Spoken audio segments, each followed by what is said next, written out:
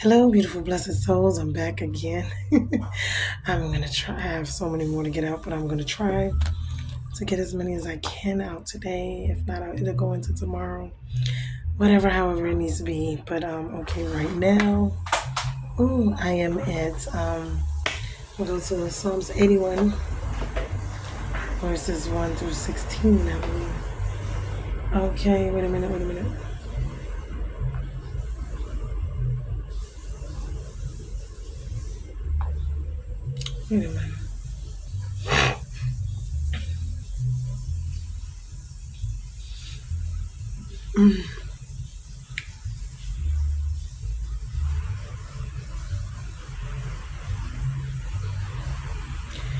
This one is going to call the things getting over the past, I guess, because there are certain times where, and I'm going to go from this into two more that's going to kind of deal with this as well.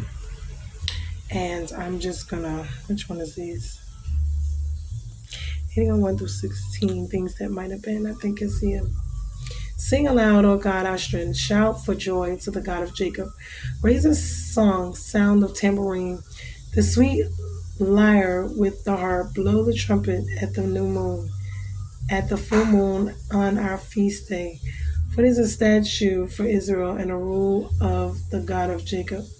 He made it a decree in Joseph when he went out over the land of Egypt. I hear language I had not known. I relieved your shoulder of the burden, your hands were freed from the basket. In distress you called, and I delivered you. I answered you in the secret place of thunder. I tested you at the waters of Meribah, Salah. Hear, O my people, while I admonish you. O Israel, if you would but listen to me. There shall be no strange God among you. You shall not bow down to foreign God. I am the Lord of your God. I'm the Lord your God who brought you up out of the land of Egypt. Open your mouth wide and I will fill it. But my people did not listen to my voice. Israel would not submit to me, so I gave them over to their stubborn hearts to follow their own counsels. Oh, that my people would listen to me, that Israel would walk in my ways. I would subdue their enemies and turn my hand against their foes. Those who hate the Lord would cringe towards them, and their faith would last forever towards him. But he would feed you with the finest of wheat, and with honey from the rock I would satisfy you.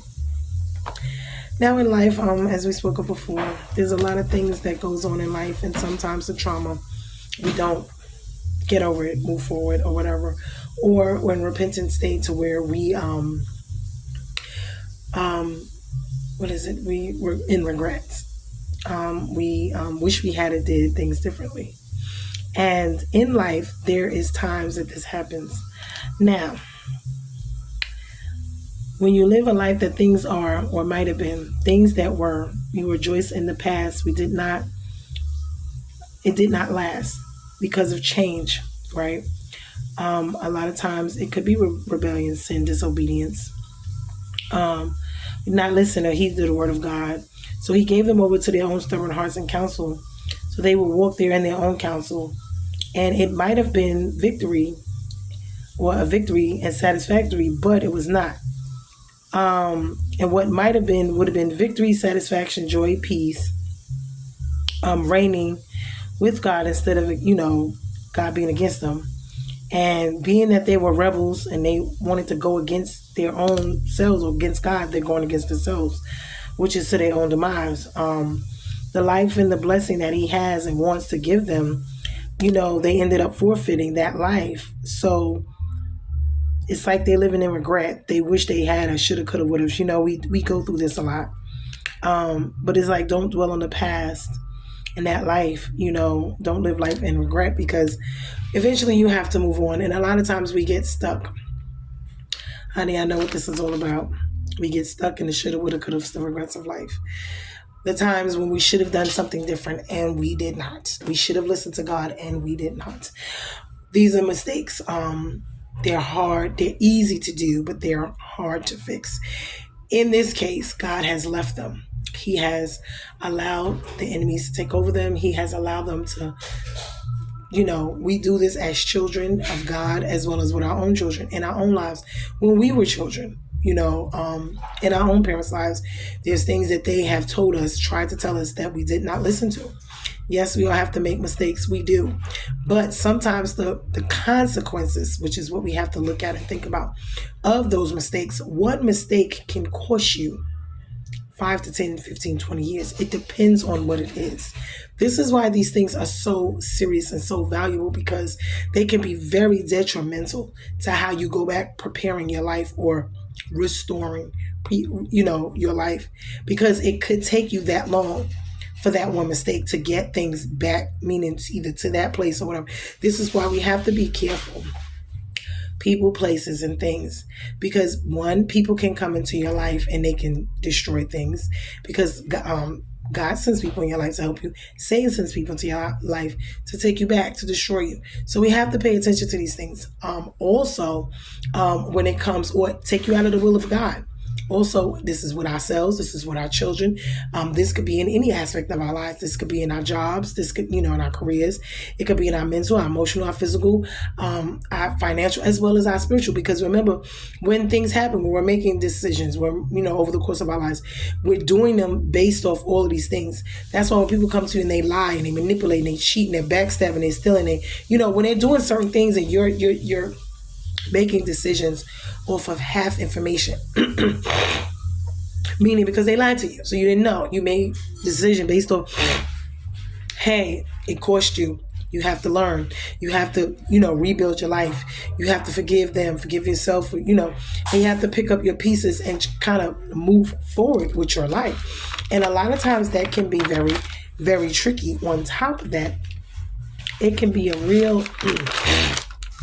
it can lead to anxiety, depression. It can lead to suicide. These things can lead to just regular mental breakdown, overall breakdowns in your health, in your life, in your walk with God, in the way you work, function in every aspect of your life on a day-to-day basis. So we have to be very careful and very serious about the decisions we make, about the people who are around us, about who we take our guidance or listen to, because we really can't listen to ungodly people. That's number one. And on top of that, that's not good. It's not wise to, listen to the counsel of the ungodly or walk in the, counsel of the scornful. And a lot of times it puts us in a place to where I'm going to go to this part where we're rushing God, because now we done made all these mistakes. God's done walked away. And now I'm going to go to Psalm 70. Hold on, give me 1 second. And now we're going to be, before I get to 70, I'm going to go to 69, because now we get to a place now where we're in the 69 where we have no comforts. No comforts, because at this point, everything is desolate. Everything's gone. Everyone's walked away. And this is where they're going to say, save me, O God, for the waters have come up to my neck. I sink in deep mire. Where there is no foothold, I have come into deep waters, and the flood sweeps over me. I am weary with my crying out. My throat is parched. My eyes grow dim with waiting for my God. And this is Psalms 71 through, 1 through 3. I'm going to stop there. So then we get into this recipe of disaster where we're alone after everything has been demolished, because we notice when we're up in life, everyone's around. But the moment things go wrong, everything walks away. Pay attention, like I said before, to the seasons, to watch and pray. Watch the times. The time, meaning time in the natural, spiritual. Time meaning by the minutes, the hours. Time meaning the time in your life, the season, the day, the minute, the hour, the year, the month, the day. Pay attention to these things as to what is going on. When you're making decisions, when you're living your life, make sure you're going to God, because this is when, strangers to your brothers, they're aliens to you. These things are when people who are closest to you treat you like nothing. Everyone walks away. They're done with you. The zeal you have for life becomes a burden. You're eating up with approach. You have so much difficulties in your life, meaning trying to build back, trying to, you have nothing but reproach. You're making, things,